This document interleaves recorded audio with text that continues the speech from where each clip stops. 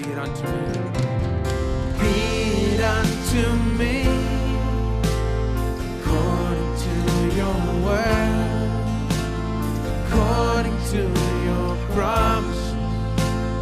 I can stand secure. Carve upon my heart truth that sets me free. According to your word, oh Lord, be it unto me. You promise your blood will deliver. Lord, we believe it's true. You promised us joy like a river. Lord, we receive it from you. These things you have spoken and you're bringing to pass. This world's disappearing, but your word will last. So be it unto me according to your word, according to your promise. I can stand secure. Carve upon my heart truth sets me free. According to your word, oh Lord, be it unto me. You promised to carry our sorrows. Lord, we believe it's true. You promised unending tomorrows.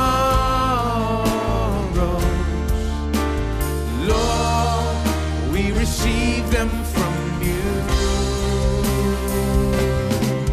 You'll be our provider. In your word it's revealed. By the stripes that you bore, Lord, we have been healed. So be it unto me according to your word, according to your promises. I can stand secure. Carve upon my heart truth sets me free. According to your word, oh Lord, be it unto. You promised to carry our sorrows. You promised to carry our sorrows. Lord, we believe it's true. We believe you promised unending tomorrows. Lord, we receive them from you. You'll be our provider. In your word it's revealed. By the stripes that you bore, Lord, we have been healed. So be it unto me according to your word, according to your promises. I can stand secure. Carve upon my heart truth that sets me free. According to your word, oh Lord, be it unto me.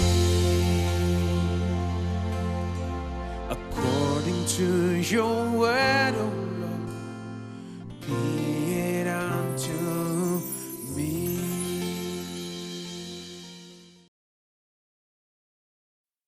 भजन 112 वचन 6, 7 और 8। वो तो सदा तक अटल रहेगा, धर्मी का स्मरण सदा तक बना रहेगा। वो बुरे समाचार से नहीं डरता, उसका हृदय यहोवा पर भरोसा रखने में स्थिर रहता है।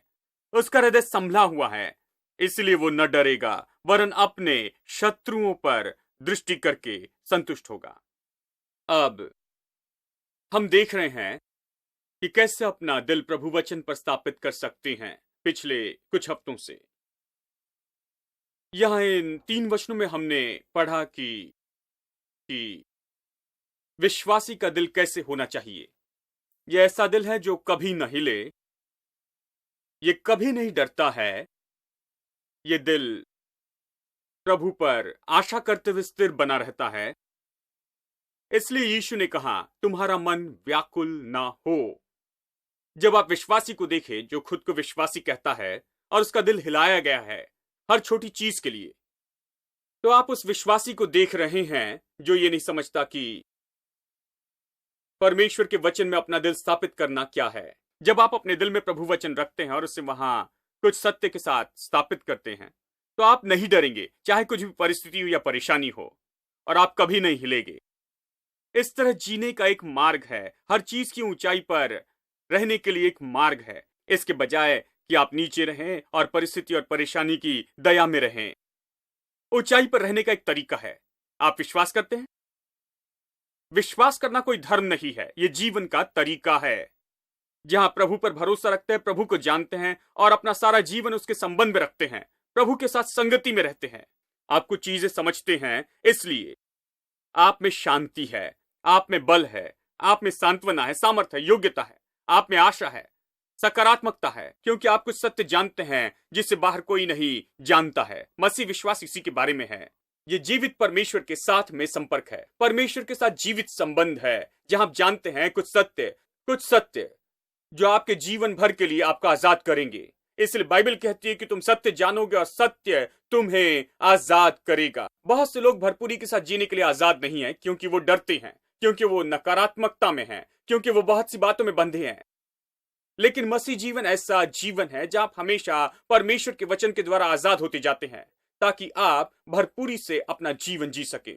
मैंने आपको बताया था कि परमेश्वर के वचन पर अपना दिल स्थापित करने के लिए आपको कुछ सत्य रखने होंगे, आपको समझना होगा और प्रकाशन पाना होगा। कुछ सत्यों का निश्चित समझ रखनी है, कुछ सत्य के बारे में समझना होगा, केवल तब आपका दिल स्थापित होगा। मैंने आपसे कहा था कि पहला सत्य है कि आप नई सृष्टि हैं, पुरानी बातें बीत गई है, देखो सब कुछ नया हो गया है। खुद को शरीर के अनुसार न देखे। हम किसी मनुष्य को शरीर के अनुसार नहीं जानते, हम उन्हें केवल आत्मा के अनुसार जानते हैं। हम लोगों को नहीं देखते जैसे वो दिखते हैं या जो कुछ भी लोग उनके बारे में कहते, हम उनकी ओर देखते हैं जैसे बाइबल कहती है कि वो कौन है। यानी हम उनके भूतकाल पर आधारित नहीं रहते हैं, हम रहते हैं जो बाइबल कहती है, जो उनकी दशा अब इस समय है, यीशु मसीह के कारण, यीशु मसीह में और उसके द्वारा। यानी जब मैं आपको देखूं तो आपको मसीह में देखता हूं, जब आप मुझे देखते हैं तो मुझे मसीह में देखें। यीशु का चर्च कैसे है, उसने इससे कैसे बनाया। इफिसियों अध्याय 5 कहता है, उसने वचन के द्वारा धोकर हमें शुद्ध किया। और इस तरह पतियों, तुम भी इसी तरह अपनी पत्नी से प्रेम करो। आप घर कैसे बनाते हैं? वचन के द्वारा बनाते। अपना घर बनाना है, खुश जीवन बनाना है, यह बहुत आसान है। लोग इसे नहीं समझते, इसलिए मुश्किल है। यह बहुत आसान है। आज आप घर जाएं और ठान ले कि कभी नकारात्मक बातें नहीं कहेंगे, ठान ले कि सकारात्मक और उभारने वाले शब्द कहेंगे। सराहना के शब्द कहना आप ठान ले, स्तुति के शब्द। आपका घर बनेगा। यह बहुत ही सरल है। देखिए, अगर आप ये नहीं करना चाहते तो स्वर्ग का परमेश्वर भी आपकी मदद नहीं कर सकता कि आपके परिवार को सही करे। ठीक है, क्योंकि परमेश्वर ने आपको अपने जैसे बनाया है। वो अपने शब्द के द्वारा चर्च बनाता है। वो वचन कहता है। आप आकर यहां पर क्यों बैठते हैं? आप आकर क्यों बैठते हैं? क्योंकि मैं परमेश्वर का वचन लेकर प्रचार करता हूं और परमेश्वर अपने वचन के द्वारा बातें करता है और इसी तरह से हमें बनाता है। यह उन्नति तब होती है जब आप वचन सुनते हैं। इसलिए जब आप आते हैं, आपके बच्चे, माता पिता, पत्नी घर में होंगे और उन 4 दीवारों में होंगे और वहां रहना पसंद करेंगे, क्योंकि आप जानते हैं कि जीवन के शब्द कैसे कहें और उन्हें प्रतिदिन उभारे। अगर आप निरंतर उन पर बम्बार्डिंग करेंगे, गोलियां मारेंगे, तीर, कठोरता के शब्द जो नकारात्मकता से भरे हैं, बुराई से भरे हैं, सराहना की कमी से भरे हुए हैं, नफरत से भरे हैं और कड़वाहट से, तो मैं आपको बताऊं वो चार दीवारें, वो घर नरक जैसे होगा। आप इसे आसानी से बना सकते हैं, इसलिए मैं आपको उभारने के लिए हूं। इसलिए मैं सकारात्मकता कहता हूं। आप जो भी घर में करते हैं वो यहां पर करते हैं, और जो भी आप यहां पर करते हैं वो वही करते हैं। इसी तरह आप सब बनाते हैं, इसी तरह संस्था बनाते हैं, इसी तरह घर बनाते हैं, इसी तरह स्कूल बनाते हैं, इसी तरह इंस्टीट्यूशन और ऑर्गेनाइजेशन बनाते हैं, इसी तरह बनाते हैं कोई कंपनी या फिर व्यापार। आप शब्दों से बनाते हैं, शब्दों से, शब्दों से, शब्दों से आप कहते हैं। यीशु भी निरंतर इसी तरह चर्च बनाता है। सिद्धांत तो एक ही है हर एक चीज के लिए, चाहे घर हो, चर्च हो, और इस बीच के सब चीजों के लिए, व्यापार के लिए, सबके लिए। आप वचन कहते हैं, आपके आसपास के और आपके सब लोग उस वचन से प्रोत्साहित होंगे और वो आपके साथ में वचनों के साथ में जाने के लिए तैयार होंगे। आमीन। यानी नई सृष्टि के वचन कहे, भूतकाल न कहे, आप मसीह में कौन है वो कहे। फिर मैंने आपको बताया था कि दूसरा सत्य है कि वो महान हम में रहता है। शैतान के बारे में सोचते न रहे, वो बाहर है। हाँ, सब जानते वो बाहर है, लेकिन शैतान के बारे में ज्यादा ना सोचे, शैतान के लिए सचेत ना हो। परमेश्वर भीतर इसलिए सचेत हो जाए, परमेश्वर भीतर ये मनसा रखे। अब तीसरे सत्य में हम हैं, और वो सत्य है कि हम मसीह में परमेश्वर की धार्मिकता है, कि हम धर्मी हैं। ये तीसरा सत्य है जो आपको अपने दिल में स्थापित करना है, कि आप अपना दिल बहुत ही मजबूत बनाएं, जो जीवन के हर तूफानों को सह ले और जीवन के हर युद्धों को जीत ले और हर परिस्थिति पर जयवंत हो। क्या आप ऐसा जीवन और ऐसा दिल बनाना चाहते हैं? आप अपने भीतरी मनुष्यत्व को ऐसा बनाना चाहते हैं? तो आपको इस सत्य में स्थापित होना होगा कि आप धार्मिकता हैं, कि आप कैसे धार्मिकता बन गए। अब हमने इसके बारे में बहुत कुछ बताया। मैंने बताया कि आज चर्च में बड़ी समस्या है। आज चर्च में समस्या ये नहीं कि धार्मिकता नहीं है, लेकिन उनमें धार्मिकता की सचेतता नहीं है। धार्मिकता की सचेतता के बजाय उनमें पाप की सचेतता है। मैंने आपको बताया था कि कैसे और क्यों पाप की सचेतता चर्च में आई। ये हमारे गीतों में आई, ये हमारी गवाही में आई, ये हमारे प्रचार में आई, ये हमारे जीवन में आ गई है और जीवन का महत्वपूर्ण हिस्सा बन गई। और पाप की सचेतता बढ़ाई जाती है चर्च में, और धार्मिकता की सचेतता को नीचे गिराया जाता है। और हमने इस पर चर्चा की, और आज मैं बताना चाहता हूं कि धार्मिकता को समझना है, क्योंकि पाप की सचेतता दूर करने के लिए एक ही तरीका है कि हम समझ ले कि धार्मिकता की सचेतता किस बारे में है और आप इसे कैसे पाते हैं और कैसे धार्मिकता हो जाते हैं। मैंने बताया था कि धार्मिकता सीधे खड़े होना है, और धार्मिकता की विवरण से दी गई परिभाषा ये है, सबसे आसान और पूरे संसार में मानी जाने वाली परिभाषा है कि सही तरह से खड़े हो जाएं। लेकिन विवरण के साथ परिभाषा है, धार्मिकता परमेश्वर के सामने खड़े होने की योग्यता है, बिना किसी दोष, दंड भावना और हीन भावना के। बिना दोष, दंड और हीन भावना के आप परमेश्वर के सामने खड़े होते हैं।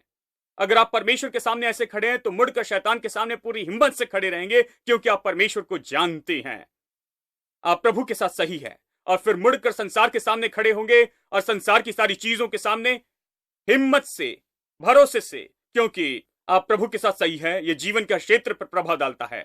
अब जब आप धार्मिकता समझते हैं, यह मास्टर की है। सच में यह मास्टर की है कि सारे असीमित खजाने को खोल दे जो अनुग्रह ने हम तक लाया है कलवरी के क्रूस के द्वारा। जानते हैं, कलवरी के क्रूस ने बहुत कुछ लाया है, और विश्वासी मुश्किल से उसके छोटे छोटे भाग का आनंद उठाते हैं। परमेश्वर ने जो किया है उसमें से विश्वासी थोड़े का आनंद उठाते हैं। बहुत कुछ है लेकिन बहुत कम का आनंद उठाते हैं। क्यों? क्योंकि धार्मिकता की सचेतता की जरूरत है कि परमेश्वर की सारी आशीषों को ले लें। जिस दिन आपकी धार्मिकता की सचेतता आपकी पाप की सचेतता पर जय पाती है, तभी तो आप परमेश्वर की आशीषों की भरपूरी में जी सकेंगे। यानी हमें धार्मिकता देखना होगा और धार्मिकता समझना होगा। चलिए मेरे साथ निकाले रोमियो अध्याय 3 और वचन 20 से आगे। मैं इसमें से थोड़ा पढ़ूंगा और फिर मैं एम्प्लीफाइड बाइबल से पढ़ूंगा, क्योंकि एम्प्लीफाइड वर्जन ऐसी बातें बताता है जो बताना बहुत जरूरी है। रोमियो अध्याय 3 वचन 20। चलिए मैं पहले किंग जेम्स वर्जन से पढ़ता हूं। क्योंकि व्यवस्था के कामों से कोई प्राणी यानी प्राणी यानी मनुष्य उसके सामने धर्मी नहीं ठहरेगा, इसलिए कि व्यवस्था के द्वारा पाप की पहचान होती है। परंतु अब व्यवस्था से अलग परमेश्वर की वो धार्मिकता प्रकट हुई है जिसकी गवाही व्यवस्था और भविष्यवक्ता देते हैं। अर्थात परमेश्वर की वो धार्मिकता जो मसीह यीशु पर विश्वास करने से सब विश्वास करने वालों के लिए है, क्योंकि कुछ भेद नहीं है, इसलिए कि सबने पाप किया और परमेश्वर की महिमा से रहित है, परंतु उसके अनुग्रह से उस छुटकारे के द्वारा जो मसीह यीशु में सेत में धर्मी ठहराते हैं, उसे परमेश्वर ने उसके लहू के कारण एक ऐसा प्रायश्चित ठहराया जो विश्वास करने से कार्यकारी होता है कि जो पाप पहले किए गए हैं और जिन पर परमेश्वर ने अपनी सहनशीलता के कारण ध्यान नहीं दिया, उसके विषय में वह अपनी धार्मिकता प्रकट करे, वरन इसी समय उसकी धार्मिकता प्रकट हो जिससे वह आप ही धर्मी ठहरे और जो यीशु पर विश्वास करे। चलिए इसे एम्पलीफाइड वर्जन से देखते हैं और ये कैसे बताती है। एम्पलीफाइड केवल बढ़ाकर बताती है जो किंग जेम्स वर्जन में कहा गया है, हम इसे विवरण से देख सके और समझ सके। फिर से वचन 20 देखिए, क्योंकि व्यवस्था के कामों से कोई प्राणी धर्मी नहीं ठहराया जाता, यानी यही है कि वो उसके सामने धर्मी नहीं ठहरता है उसकी दृष्टि में, इसीलिए व्यवस्था के द्वारा पाप की पहचान होती, इसीलिए कि व्यवस्था के द्वारा पाप की पहचान होती है। और ब्रैकेट में लिखा है कि ये केवल ऐसे ही नहीं, लेकिन ये पाप की पहचान होती है जिसके कारण विश्वास, पश्चाताप और पवित्र चरित्र आता है। चलिए मैं इसे समझा कर बताऊं। कोई व्यक्ति धर्मी नहीं होता है या बनाया जाता है, धर्मी का यही अर्थ है, धर्मी बनाकर स्वीकार किया गया और ग्रहण किया गया उसकी दृष्टि में व्यवस्था ने दिए गए वचनों को मानने से, केवल व्यवस्था से। अब चलिए इसे और भी सरल रूप में देखें। कोई मनुष्य अपने ही कामों के द्वारा धर्मी नहीं ठहरता है। आधुनिक समय में यही इसे कहने का सही तरीका है। उन दिनों में पौलुस लिख रहा था और यहूदी लोग इसे पढ़ रहे थे और वो यहूदियों से बातें कर रहा था कि कोई भी व्यक्ति व्यवस्था से धर्मी नहीं ठहर सकता। वो इसे अच्छे से समझ रहे थे। उन्होंने 10 आज्ञाएं पाई थी। उन्होंने सोचा कि उन्हें धर्मी ठहराने के लिए दी गई है, लेकिन ऐसा नहीं था। मैंने बताया 10 आज्ञाएं कभी इसलिए नहीं दी गई कि कोई मनुष्य उसके द्वारा उद्धार पाए या धर्मी ठहराया जाए। ये केवल मनुष्य के पाप प्रकट करने के लिए दी गई थी, क्योंकि मनुष्य 10 आज्ञाओं को पूरा कर नहीं सकता था यीशु उनके अंदर रहे बिना। वो केवल यीशु मसीह में और उसके द्वारा ही इसे पूरा कर सकता था और कभी खुद नहीं कर सकता, क्योंकि वो स्वभाव से ही पापी है। इसलिए कोई मनुष्य व्यवस्था के द्वारा धर्मी नहीं ठहराया जा सकता, या किसी भी काम के द्वारा कोई मनुष्य धर्मी नहीं ठहराया जा सकता। हमारे धर्मी होने के लिए केवल एक ही मार्ग है और वो बताया गया है। यहां तरीका है जो यहां प्रभु के वचन में बताया गया है, कि जो कहता है यीशु में विश्वास के द्वारा। वचन 21, परंतु अब व्यवस्था से अलग परमेश्वर की धार्मिकता प्रकट हुई है जिसकी गवाही व्यवस्था और भविष्यवक्ता देते हैं। व्यवस्था और भविष्यवक्ता पुराने नियम के बारे में बताते हैं। ये पुराने नियम के लिए एक और नाम है, व्यवस्था और भविष्यवक्ता। ये क्या कहते हैं? ये कहते हैं व्यवस्था के बिना धार्मिकता यानी काम के बिना धार्मिकता है जो आप पा सकते हैं बिना किसी काम के, आप कुछ किए बिना।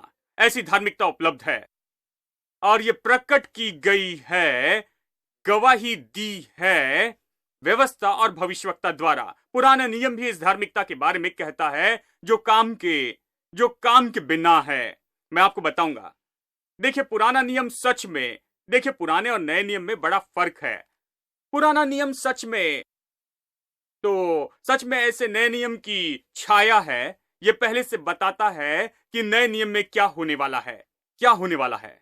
यानी पुराना नियम पहले से ही हमें गवाही दे रहा है या हमें बता रहा है इस धार्मिकता के बारे में जो हम तक आ सकती है कुछ किए बिना ही, 10 आज्ञाएं माने बिना या कुछ भी किए बिना। यह हमारे पास आ सकती है। पुराना नियम इससे भरा है।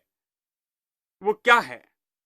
वचन 22, अर्थात परमेश्वर की धार्मिकता जो मसीह यीशु पर विश्वास करने से सब विश्वास करने वालों के लिए है, सब विश्वास करने वालों के लिए है, क्योंकि कुछ भेद नहीं है। यह परमेश्वर की धार्मिकता है, मसीह यीशु पर विश्वास करने से आती है। यह धार्मिकता कामों से नहीं आई है, यीशु मसीह में विश्वास से आई है। यह धार्मिकता है जिसके लिए मैंने कुछ नहीं किया, लेकिन केवल विश्वास किया कि यीशु मेरा उद्धारक है और मेरे पापों को उसने उठाया और इसलिए वो मेरा उद्धारक है। यह धार्मिकता तो केवल यीशु मसीह पर विश्वास करने से ही आती है, यीशु मसीह में विश्वास करने से। और इसी तरह से हर व्यक्ति धार्मिकता पाता है। बाइबल कहती है ठीक है। अब यह हमें क्या बताती है? यह हमें बताती है कि मसीही विश्वास ऐसा विश्वास नहीं जहां पर हम कुछ काम का प्रचार करते हैं। काम हम करते हैं, हां, हम धार्मिकता के काम करते हैं, लेकिन धार्मिकता के काम इसलिए नहीं करते क्योंकि हम धार्मिकता पाना चाहते हैं या धर्मी होना चाहते हैं। धार्मिकता के काम इसलिए करते हैं क्योंकि हम धर्मी हैं। बिल्कुल जैसे आम का पेड़ आम उत्पन्न करता है, बहुत से आम। हम जो परमेश्वर की धार्मिकता है, हम धार्मिकता के कामों के साथ आते हैं, हम धार्मिकता के काम करते हैं क्योंकि हम यही हैं। हम धर्मी होने के लिए धार्मिकता के काम नहीं करते हैं, हम धार्मिकता के काम करते हैं क्योंकि हम धर्मी हैं। और इसमें बड़ा फर्क है।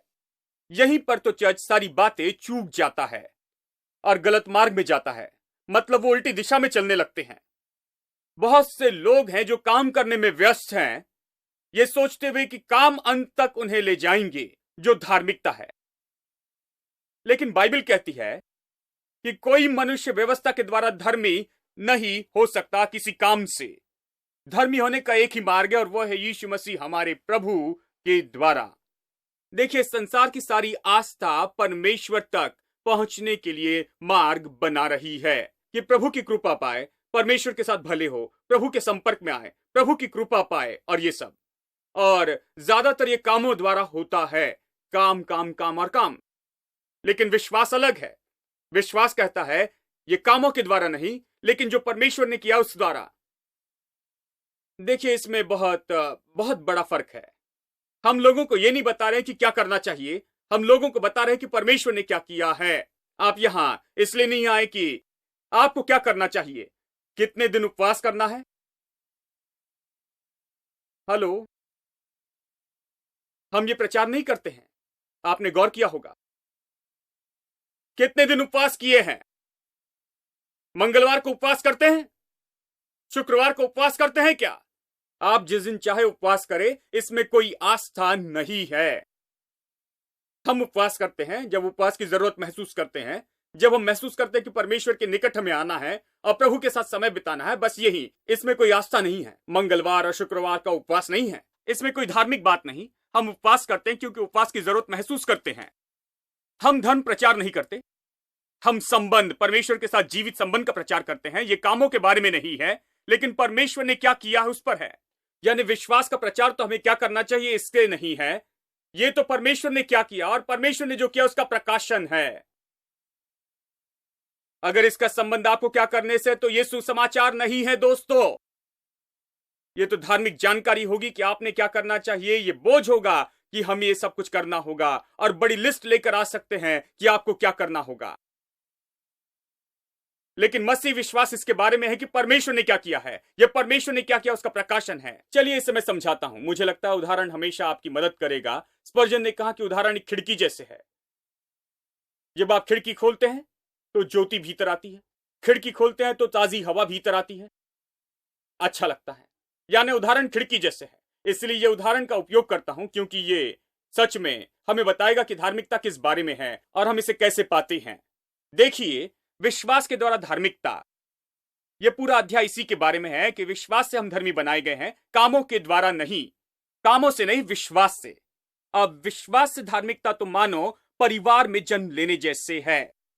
मैं जन्मा था बहुत साल पहले, चलिए ऐसे कहते हैं, बहुत ज्यादा समय पहले भी नहीं, यह अच्छा होगा। परिवार में जन्मा चेल्लादुराई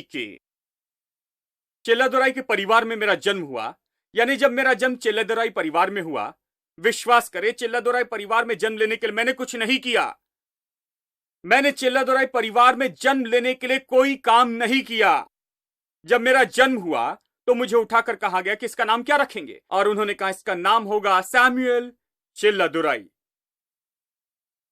यानी उन्होंने केवल मुझे ये नाम दे दिया और मुझे पता नहीं क्या हो रहा था।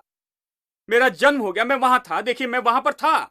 जन्म लेने से मेरा कोई काम नहीं था। मैंने इसके लिए कुछ नहीं कहा, मैंने चाहा भी नहीं था, मैंने इसके लिए विनती नहीं की, मैंने इसके लिए उपवास और प्रार्थना भी नहीं किया था। इससे मेरा कोई संबंध नहीं था। ये जब हुआ तब मुझे पता भी नहीं था। मेरा जन्म हुआ और उन्होंने मुझे उठाया और कहा, मेरा नाम रखते हुए कहा, यह है सैमुअल चेल्लादुराई।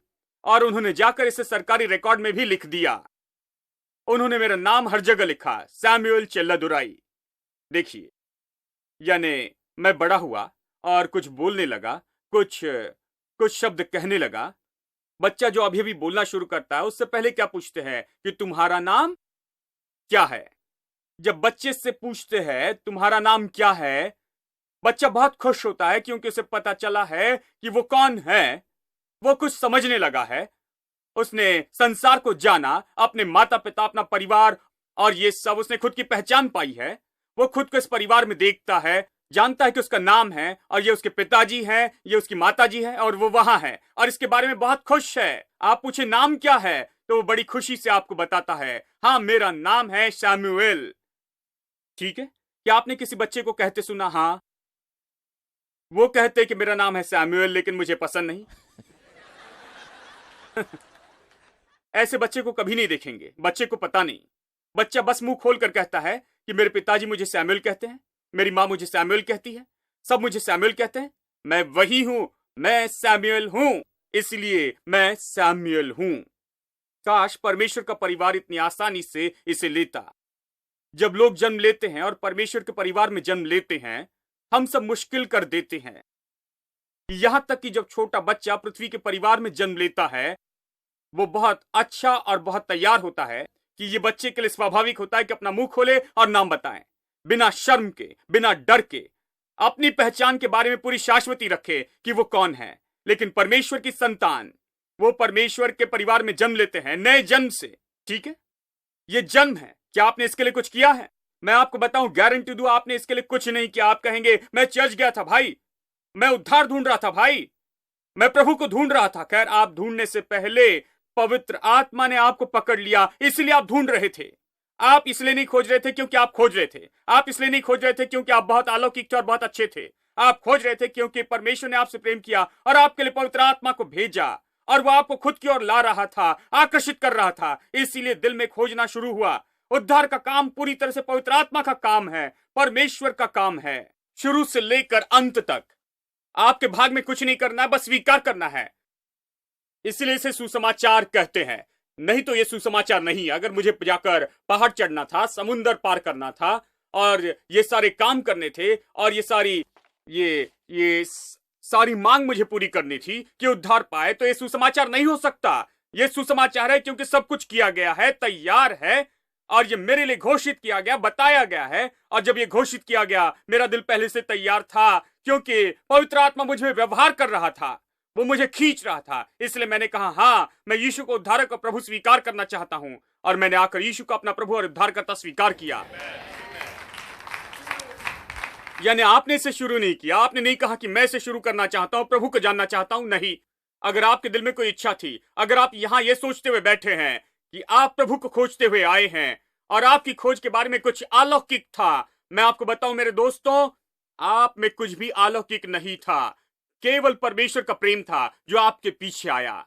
पवित्र आत्मा आपके पीछे गया और उसने आपको लाया और आप यहां बैठे हैं। पवित्र आत्मा ने आपको यहां लाया और आपके दिल में उसने बातें की और आप सुन रहे हैं।